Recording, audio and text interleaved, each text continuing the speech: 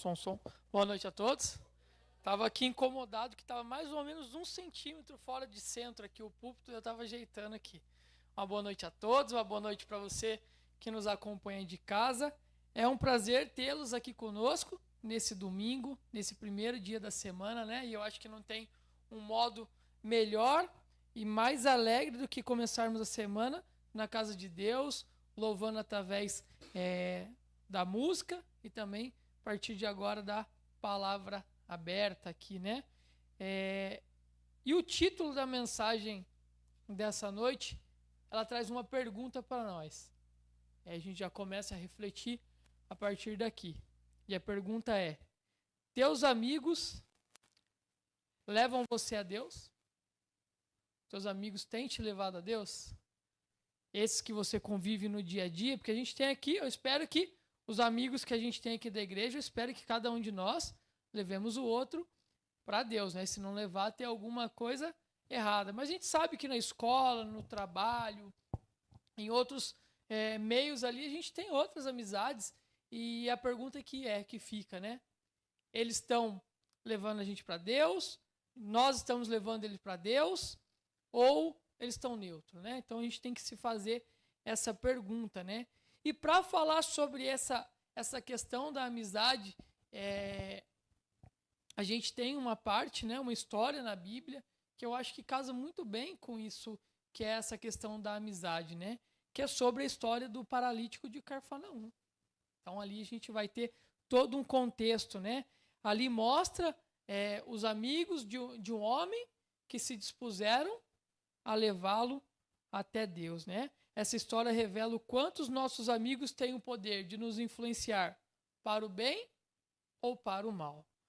Por isso é necessário escolher bem as pessoas que iremos nos relacionar, as pessoas que nós abriremos as portas da nossa casa para conviver ali com os nossos filhos, com os nossos pais, com os nossos irmãos. Você tem escolhido bem para quem você tem aberto, está abrindo, né, as portas da sua casa?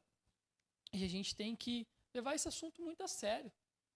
O que essas pessoas trazem para dentro do nosso lar, né? Que ponto eles estão influenciando? O que os nossos filhos veem nessas pessoas quando elas entram dentro de nossa casa, né? Elas refletem um caráter bom, um caráter de Deus, ou elas refletem um caráter que é aquele caráter que nós não queremos para os nossos filhos e os nossos familiares, né? E aí justamente em Marcos, né, no capítulo 2, de 1 a 12, que a gente vai ver essa história. A ideia não é ler tudo de uma vez aqui, a gente vai lendo um versículo de cada vez, mas se vocês quiserem até deixar a Bíblia de vocês aberta já em Marcos capítulo 2, vocês já podem deixar preparadinho, que depois a gente vai somente acompanhando, né? E essa história diz que Jesus ele estava ali, né, ensinando na cidade de Cafarnaum, dentro de uma casa, né? E os textos aqui, vocês vão ver mais à frente, que eles mostram que aquela casa estava cheia e até mesmo ao redor dessa casa estava muito cheia, né? Estava muito difícil de ter acesso a esse Deus, né? Esse Jesus que se encontrava ali dentro. Então eu já convido vocês de imediato a abrirmos aqui a nossa Bíblia em Marcos capítulo 2. Vamos ler aqui o versículo 1 e 2 inicialmente.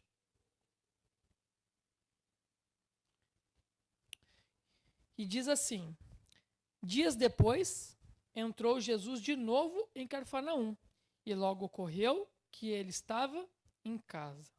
Muitos afluíram para ali, tantos que nem mesmo junto à porta eles achavam lugar, e anunciava-lhes a palavra. Então ali Jesus estava anunciando a palavra e tinha tanta gente que nem à porta se achava lugar. Toda a entrada da casa ali estava fechada. E o fato é que nenhum dos evangelhos fala muito da história desse paralítico, né? Não se fala como foi que ele ficou, que ele se tornou paralítico, né? O que havia acontecido com ele. O fato é que ele, por si só, não teria condições nenhuma de se reabilitar, né? A gente sabe que quando isso acontece, alguém se torna paralítico, é realmente só por um milagre, para acontecer alguma mudança na vida dessa pessoa, né? E depois de estar naquela condição, né, delicada, de dependência das outras pessoas, nas suas necessidades mais básicas, muitos e muitos acabam sendo abandonados. Muitos que hoje possivelmente vivem nas condições que o paralítico vivia naquela época, estão abandonados, talvez em hospitais, com cuidadores, e a situação dele poderia ser parecida com essa. A história mostra pra gente que não, né? O fato é que a pessoa, quando se encontra nessa situação, ela depende muito do apoio da família ou de verdadeiros amigos, né? Que é justamente nessa hora que a pessoa consegue pesar quem realmente gosta dela, quem realmente quer o bem dela, ou se estava ali em alguns momentos por puro interesse, né? Usufruindo talvez de bens materiais que aquela pessoa tinha, ou até mesmo da alegria, eu gostava das piadas, mas de repente a pessoa, quando cai numa situação dela e precisa de necessidade, muitas vezes os amigos desaparecem, né? Porém, embora muitos fiquem nessa situação desamparados, sem ter alguém para auxiliar, esse paralítico em especial, ele tinha um dos bens mais valiosos que alguém poderia ter, que são os verdadeiros amigos.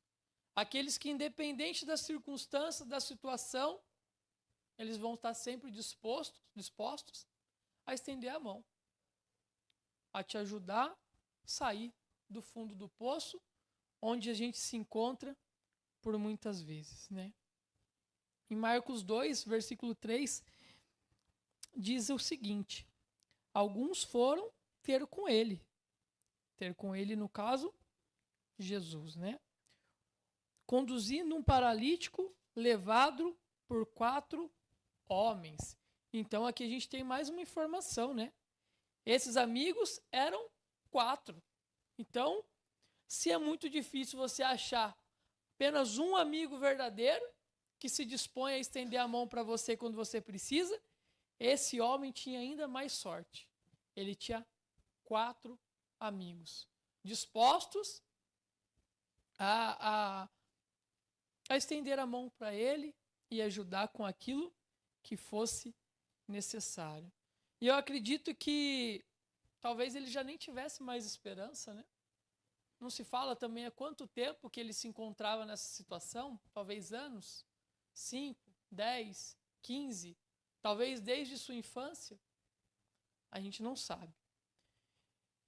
Até porque a medicina, naquela época, era limitada, e até hoje ainda é limitado quando se trata de uma questão de uma paralisia nesse sentido, né? Pouco se sabe, pouco se consegue avançar, e naquela época, então, com muito menos tecnologia, era praticamente impossível, né? Provavelmente os relatos que tinham era: vai morrer dessa forma, nunca mais vai andar. E eu acredito que esse era o sentimento que esse paralítico ele tinha, né?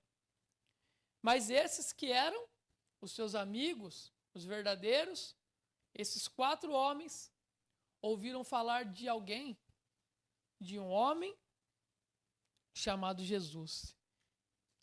A fama do mestre já tinha espalhado por toda a região da Galileia, indo até as partes do Líbano, mais ao norte, e também ao oriente, na Síria. Então a fama de Jesus havia se espalhado. Todos estavam falando desse mestre, desse Jesus, que falava com sabedoria, que falava com poder, que fazia milagres em nome de Deus. E armados de esperança e fé, eles partiram de suas casas naquele dia, o paralítico de Cafarnaum e os seus 4 amigos. Seus 4 grandes amigos, que lhe deram suporte provavelmente, né, em algum momento esses 4 se reuniram e falaram, ó, então vamos falar de um Jesus aí que é muito poderoso. Faz milagres, fala com poder. A gente tem aquele nosso amigo lá que está naquela situação há tanto tempo. E, cara, não dá para deixar ele dessa maneira, né?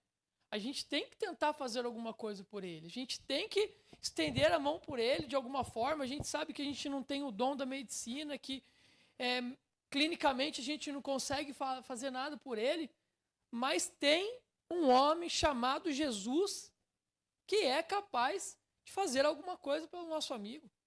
É capaz, talvez, de trazer a cura para que ele possa, assim como na nossa infância, correr, jogar bola, subir na árvore, tacar pedra na casa do vizinho, poder voltar a ser uma pessoa ativa. Só esse Jesus tem a capacidade, e eles se reuniram, se conversaram e decidiram, então, que eles tinham que levar o amigo deles até Jesus. E aqui, repetindo mais uma vez, armados de esperança e da fé, partiram de sua casa naquele dia, o paralítico de Cafarnaum e seus 4 grandes amigos. Eles eram seus braços e seus pés. Todos que olhavam naquela cena, por onde passavam, se enchiam de esperança, inspiração pelo amor na demonstração de uma amizade fiel, pura e desinteressada na materialidade. E aí eu fico imaginando, né, aquela multidão. E de repente vem ali 4 homens carregando um paralítico. E eu acho que talvez muitos se perguntavam, né, que doideira que eles estão fazendo, né? Esse homem está há quantos anos? Fica aí, jogado em cima de uma cama. O que eles acham que eles vão conseguir? Olha só como está lotado. Será que se eles pensam que Jesus pode fazer um milagre por ele, como que eles vão chegar? Até parece que vão dar passagem para eles, né? Não cabe sequer nenhuma pessoa para chegar, quanto mais 4 homens com uma maca, né? Como que eles vão chegar perto de Jesus? Mas, ao mesmo tempo, se alguns criticavam e zombavam, outros se inspiravam na fé, na amizade que aqueles homens estavam demonstrando naquele momento, né? Eles estavam reunidos pela fé que o Filho do Homem recompensaria todo aquele esforço que eles estavam fazendo. Era um esforço tremendo. Imagina aí, a gente não se fala aqui qual era a distância do local onde esse homem morava até o local onde Jesus estava. E eles pegaram ali, talvez uma maca, um lençol, ou foram revezando, cada hora um segurava sozinho, a gente não sabe. Mas o fato é que provavelmente não foi fácil, né, chegar ali. Mas eles esperavam que todo esse esforço e essa fé que eles tinham fossem recompensava, né? E provavelmente eles sabiam, né, que ele era um homem pecador, né? O paralítico era um pecador, assim como todos nós somos, né? Mas naquele momento eles não se importavam, né, com a história regressa daquele homem. De tudo que ele tinha feito de errado, talvez, na sua infância, na sua adolescência. A gente não tem muitas informações. A única coisa que eles pensavam é: precisamos levar ele até esse Jesus, que tem não somente o poder para perdoar os pecados dele, mas também tem o poder para gerar uma transformação na vida do nosso amigo. Eu imagino que não foi fácil e nem simples, né? Uma jornada cheia de obstáculos. Sede, pedras, buracos, cansaço, dor nas pernas, dor no braço, dor de cabeça, insolação, tantas coisas que eles podem ter enfrentado, né? Obstáculos que precisavam ser vencidos para que aquele homem pudesse ter um encontro com Jesus. A casa de Jesus estava totalmente ocupada e cheia de pessoas ao redor dela. Mas eles não podiam desistir. Tinham total certeza que aquele que estava dentro da casa era o dono do poder e da glória. E parando aqui, né, só um pouquinho nessa história, eu aproveito só para fazer um parênteses, né? Quantas vezes a gente começa a trabalhar pela conversão de alguém, e aí às vezes vem um obstáculo, a pessoa desmarca o estudo bíblico um dia, daqui a pouco ela desmarca mais um, a terceira vez que a pessoa desmarca o estudo bíblico, fala, não dá. A pessoa não quer saber de nada, eu não vou ficar insistindo não, porque eu tenho tanta coisa para resolver, eu estou reservando o tempo da minha agenda aqui, podia estar indo para o shopping, fazer tantas outras coisas, e eu estou me dedicando aqui, a pessoa não quer saber de nada. Quer saber? O interesse é dela, se ela quiser, ela que me ligue de novo para poder marcar. E a gente desiste por muitas vezes muito fácil, né? De levar a conversão, de apresentar, levar os nossos entes, os nossos amigos, até esse Jesus que cada um de nós aqui conhece. Esses homens não mediram esforços. Eles enfrentaram os obstáculos que apareceram e não desistiram, porque eles tinham um propósito, que era levar até aquele amigo até a presença de Jesus. Abriram o eirado no ponto correspondente ao em que ele estava e, fazendo uma abertura, baixaram o leito que já jazia o doente. Então, se já não bastasse todos os obstáculos que eles enfrentaram para chegar até ali, eles chegam lá e se deparam com uma casa cheia. Por onde nós vamos passar? Pela porta não dá, pela janela não dá. E aí, mais uma vez, um outro obstáculo. A única maneira de fazer esse homem chegar até Jesus é pelo telhado. Então, obstáculos, obstáculos, obstáculos. E quando estava perto de chegar de Jesus, sempre aparece mais um obstáculo, né? Às vezes você está avançando, né? No evangelismo, na pregação, no estudo bíblico. Você avança, enfrenta obstáculos, vai vencendo, vencendo. E sempre ali que a pessoa está quase chegando aos pés de Jesus, aparece um outro obstáculo. Por muitas vezes a pessoa não quer abrir mão de comer carne de porco. Em outros momentos ela tem um problema de deixar de trabalhar no sábado. E são obstáculos que a gente enfrenta por muitas vezes para levar as pessoas até o pé desse Cristo que nós tanto conhecemos e amamos. E Jesus, naquele momento ali, estava a ensinar muitos. E no meio dele estavam ali os enviados dos religiosos de Jerusalém. Ouviam todos eles as boas novas que Jesus proclamava e ensinava naquele dia. E aí eu fico imaginando, né? Aquele silêncio absoluto e só a voz de Jesus falando com sabedoria e todos atentos. E de repente começa, né? Um chacoalhar de telha, poeira caindo do teto, né? Porque normalmente fica bem empoeirado. E começa aquele alvoroço. Imagina que naquele momento a fala de Jesus é interrompida, a atenção de todas é voltada para o telhado, né?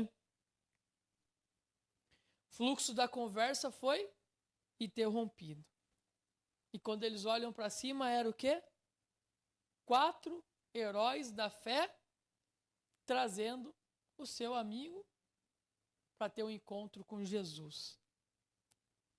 Os amigos do enfermo de Cafarnaum tinham uma grandiosa fé. E foi a fé ardente no coração desses homens que chamou a atenção de Jesus. versículo 5. Vendo-lhes a fé, Jesus disse ao paralítico: Filho, os teus pecados estão perdoados. Então Jesus se comove pela fé daqueles homens que enfrentaram todos os obstáculos possíveis para poder estar ali com aquele homem diante de Deus. E a liderança religiosa que naquele momento estava presente não gostou muito disso, né? Quem ele pensa que é? Qual autonomia que ele tem para dizer que os pecados desse homem estão perdoados? Quem ele pensa que é? Mas Jesus imediatamente revela que ele é mais do que um simples pregador itinerário. A fé dos amigos do paralítico exige que o mestre mostre a todos a sua origem divina. Além de tudo, além de toda aquela circunstância,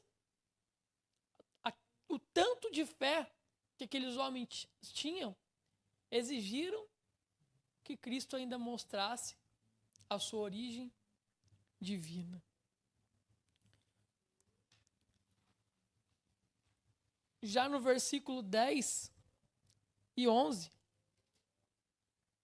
diz assim: Ora, para que saibais que o Filho do Homem tem sobre a terra autoridade para perdoar pecados, disse ao paralítico: Eu te mando, levanta-te, toma o teu leito e vai para a tua casa. Jesus, ele não tinha somente autoridade para perdoar os pecados. Ele tinha autoridade suficiente para dizer para aquele homem, que não se sabe há quanto tempo já estava naquela condição: levanta-te, pega o teu leito e vai para a tua casa. E eu imagino que naquele momento todos glorificaram a Deus, vendo o poder dele, mas também o poder da verdadeira amizade. A graça que esse homem encontrou só foi possível porque ele tinha verdadeiros amigos do lado dele. Pessoas que realmente queriam o seu bem. Não estavam ali por interesse financeiro, porque ele era engraçado e contava umas piadas legais. Eles estavam ali realmente porque eles gostavam da pessoa daquele homem. E fariam o possível e o impossível para que ele tivesse uma vida melhor. Versículo 12. Então ele se levantou e no mesmo instante, tomando o leito, retirou-se à vista de todos, a ponto de se admirarem todos e darem glória a Deus, dizendo: jamais vimos coisa assim. Já indo para o fim dessa mensagem, eu faço novamente a pergunta: quem são teus amigos? Que tipo de amizade você tem procurado? Porque eu acho que talvez antes de perguntar quem são os seus amigos, é perguntar que tipo de amizade você tem procurado, né? Por muitas vezes a gente é responsável. Assim como em relacionamentos, você procura, você tem o poder de escolher o perfil da pessoa que você vai se relacionar. Da mesma forma, é no que diz respeito à amizade. Será que os teus amigos seguem o mesmo padrão de vida dos amigos do paralítico de Cafarnaum? Será que eles estão dispostos a te ajudar, seja qual for a situação? Assim, um dia você estiver num leito de cama, eles estarem lá te auxiliando, te dando banho, te dando comida. E, acima de tudo, estão dispostos a fazer o que for possível para te levar diante de Jesus? Será que esses que se dizem seus amigos contribuem para o seu crescimento espiritual e para a sua santidade? Ou eles só convidam vocês para contextos pecaminosos?